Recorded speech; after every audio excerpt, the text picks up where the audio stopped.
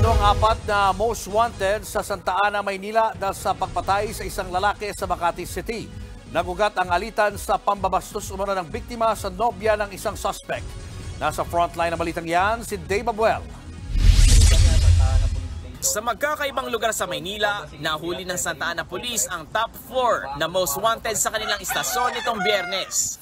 Suspect sa pagpatay, sina alias Gedrick at alias AJ na parehong 18 anyos. Gayon din sina alias Ron at alias Rainiel na kapwa 16 anyos. Disyembre nung nakarang taon, nang patay umano ng mga suspect ang isang alias Kevin sa Makati City. Sa pagkakalam natin dahil ito sa silusan sa babae, pinagsasaksak nila itong biktima na ito na kaget ng mga kinasawi.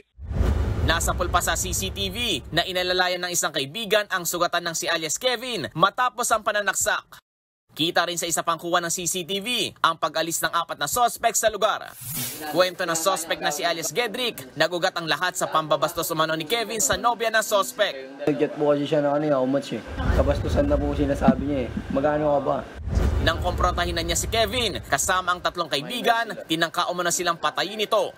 Inaagaw niya po yung baril ng gwardiya. Tapos nagtakbuhan po kami. Kasi kala namin babaritin kami.